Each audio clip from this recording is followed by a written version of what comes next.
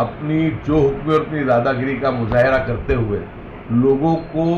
डंडे के जोर पर दबा के जिस तरीके से डिमोलिशन किया गया, मैं मानता हूं कि तमाम कानून व्यवस्था को भी दरकिनार किया गया। इस मामले को लेकर की जो बात है, 500 साल पुरानी मस्जिद, दरगाह और कब्रस्तान यहाँ पर मौजूद है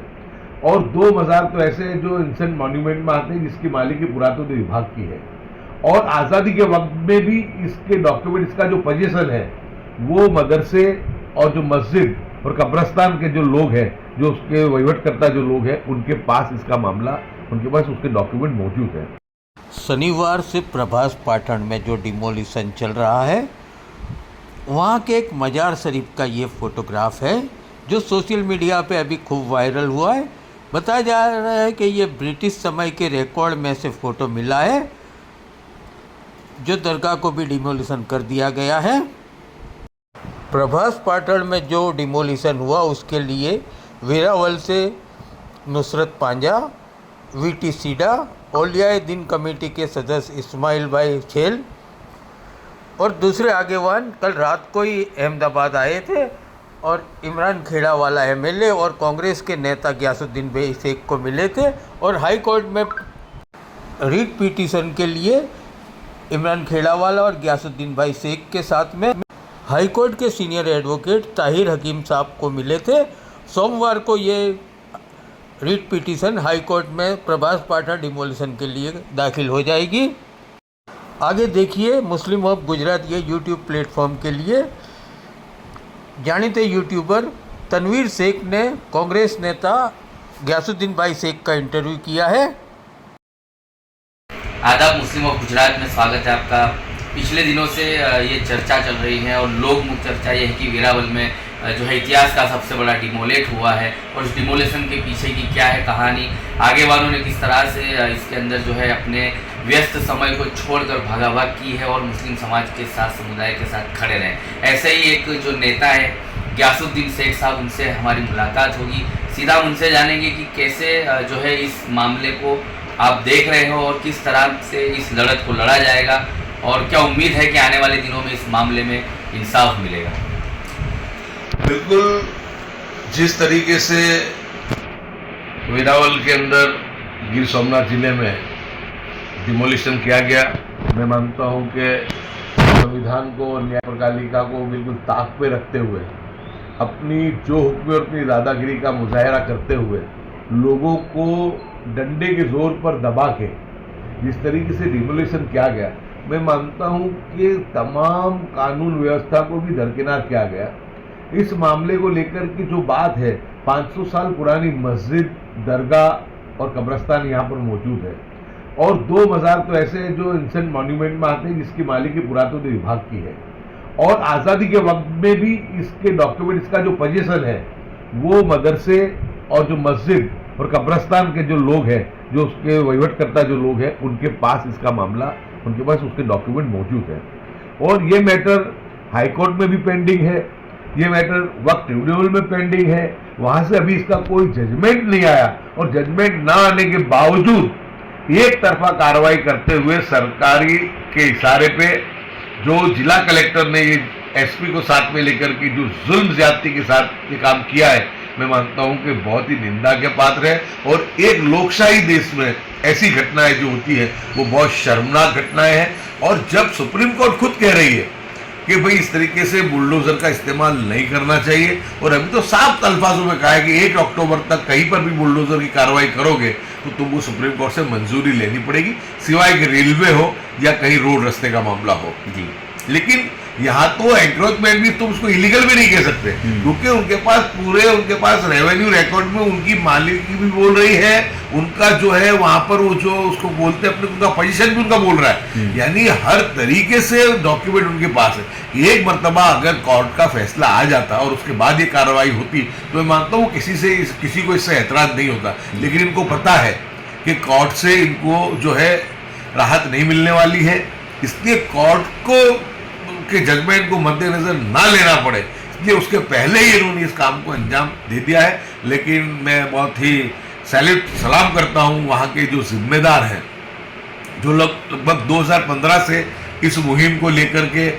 बहुत सी जगह वो लोग जाके लड़ रहे हैं। जैसे हमारे जूनागढ़ के महामंत्री हैं कांग्रेस के वीटी सिद्धा जी, वहाँ पे इस्माइल चैन जी, वहाँ पे एक तो बेचारे इसी मामले में मेहनत कर रहे थे और 4-5 दिन पहले अहमदाबाद भी आए थे, जब वक्फ बोर्ड में उनकी और वक्फ ट्रिब्यूनल में जब वहाँ पर उनकी मुद्दत थी तो उनको यहीं पर अटैक आया और उनका यहाँ पे इंतकाल हुआ। उन्होंने समझो कि इस देख काबू करते हुए शहादत को भी उन्होंने, शहादत का भी जाम उन्होंने पी लिया। लेकिन वहाँ के ये बेचारे जो मध्यम वर्ग के लोग, गरीब लोग अपनी कोशिश, अपनी मेहनत कर रहे हैं। कल से वो भी हमारे कांटेक्ट में थे, रात को वो लोग आए और अल्हम्दुलिल्लाह जो हमारे हाईकोर्ट के सीनियर एडवोकेट हैं ताहिर हकीम साहब, उन्होंने भी बहुत अच्छा उनका अप्रोच था, उन्होंने बहुत अच्छी मेहनत इसमें करके आज ये जो मैटर है इसको हाईकोर्ट में फाइल भी कर दी है। सुप्रीम कोर्ट की भी उन्होंने पूरी तैयारी कर के रखी है। और जो गुजरात की जमीयत उलमा हिंद है उसने भी इसमें हर तरीके की मदद करने का वादा किया है। इसके अलावा दूसरी भी तंजीमें और कुछ एनजीओ है, उन्होंने भी कहा है कि सुप्रीम कोर्ट तक भी लड़ने के लिए जो भी करना पड़े वो हम इंसाफ के लिए, न्याय के लिए, संविधान को बचाने के लिए और हमारी जो प्रॉपर्टी है उसके रक्षण के लिए हम लोग हर तरीके की कुर्बानी देने के लिए तैयार है। तो समाज में भी एक जागृति आई है। बहुत अच्छी बात है कि इतनी बड़ी घटना थी, एक मातम का माहौल था वेरावल में, लोग, औरतें और बच्चे रो रहे थे क्योंकि उनका सबका लगाव, उनकी आस्था ये जहाँ पे कब्रिस्तान से, मज़ारों से और मस्जिद से थी, उसके बावजूद इतनी धार्मिक भावना से जुड़ा हुआ मामला था, उसके बावजूद उन्होंने अपने संयम को नहीं खोया, कानून व्यवस्था को अपने हाथ में ले लिया और सिर्फ अल्लाह की ज़ात पे भरोसा करते हुए और ये यकीन के साथ कि अल्लाह की भी मदद आएगी और जो वली अल्लाह के वहाँ मज़ार है तो उनकी भी जिस तरीके से जो अल्लाह के दोस्तों की तौहीद की गई है तो उसकी भी पकड़ इनके ऊपर ज़रूर आएगी। और उनको पूरा भरोसा है कानून पे, संविधान पे,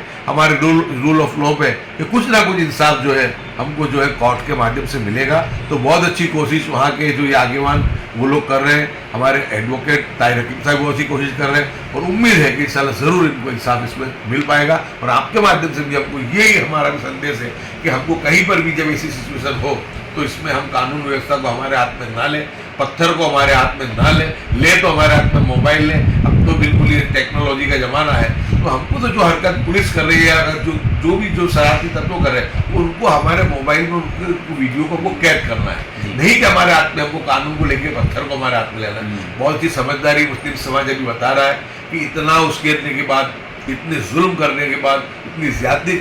करने के बाद भी मुस्लिम समाज हर चीज़ संवैधानिक तरीके से लेने की बात करता है। वो आंदोलन भी करता है। हमने देखा है महाराष्ट्र में जो आंदोलन हुआ अफसर की तौहीन के खिलाफ, उसमें भी तिरंगा यात्रा थी, वो लोग हाथों में तिरंगा लेकर, संविधान लेके वो वहाँ पर निकले। और जो वहाँ के पूर्व सांसद इम्तियाज जलील साहब ने जिसका ऐलान किया था और किसी भी पार्टी का इसमें लेबल नहीं था, उनकी आगेवानी उनकी थी, सभी समाज के लोग उसमें जुड़े। तो मैं मानता हूँ कि एक बहुत अच्छा मैसेज सभी लोगों ने मिलकर के दिया। तो अभी वक्त जो है अभी पक्षा पक्षी से पर रह करके अभी मुस्लिम समाज के सब भूल जाना चाहिए। MIM, कांग्रेस, भाजपा, आप, बसपा, सपा सब भूल गए क्योंकि अब जो है हमारे अस्तित्व का सवाल है। हमको सबको साथ में मिल करके काम करना चाहिए। हमने जो इंडिया गठबंधन के लोगों को भी जो वोट दिया है, बहुत अच्छी बात है कि राहुल गांधी जी, प्रियंका गांधी जी इसके बारे में आवाज़ हमेशा उठाते हैं, लेकिन हमारे जो भी 40 सांसद हैं लोकसभा और राज्यसभा में, उनको सबको भी मिलकर के इसके बारे में आवाज़ उठानी चाहिए। और जिस तरह कांग्रेस इसके लिए बोलती है, इस तरह इंडिया गठबंधन के जो लोग हैं उसमें अखिलेश यादव हो, ममता बनर्जी हो, शरद पवार जी हो और उद्धव ठाकरे जी हो, स्टालिन हो, ये तमाम लोगों को, तेजस्वी यादव हो, ये तमाम को मिलकर के ये ऐसी होने वाली जो नाइंसाफियों के खिलाफ सबको मिलकर के आवाज़ उठानी चाहिए। तो मैं मानता हूँ कि सही मानों में सेक्युलरिज्म और सही मानों में जो है कि जो हम ये कहते हैं कि हम संविधान की लड़ाई को लड़ते हैं, संविधान बचाने की लड़ाई को लड़ते हैं, तो तमाम लोगों को इस देश के संविधान को और संवैधानिक जो न्याय है उसको बचाने के लिए तमाम पॉलिटिकल पार्टियों को इकट्ठा होकर काम करना चाहिए। राजनीति का वक्त अलग होता है, जब चुनाव का वक्त, जब अपनी राजनीति कर ले, लेकिन कम से कम हमारा जो समाज है उसको तो मैं कहना चाहूँगा कि अभी जो मामला है, अब राजनीति करने के या नेतागिरी ठोकने के दिन नहीं है। अब टाइट खादी पहन के फिरने के दिन नहीं बचे, अब संघर्ष के दिन है। हर दिन एक नई उलझन, एक नई परेशानी निकल के आता है। तो ऐसे वक्त में हम लोग हर चीज़ को दरकिनार करते हैं। चुनाव वक्त में हम जो कुछ भी हमारे करना अपना अपना हिसाब किताब कर लें, लेकिन बाकी के दिनों के अंदर हम सब मिल करके जो हमारा मजलूम समाज है उसको इंसाफ दिलाने के लिए, उसके न्याय के लिए हम लोग साथ में मिल करके लड़ें और हम जो है हमारी पक्षा पक्षी को हमेशा के लिए इसमें दरकिनार करके समाज के हित को मद्देनजर रखते हुए आगे काम करें।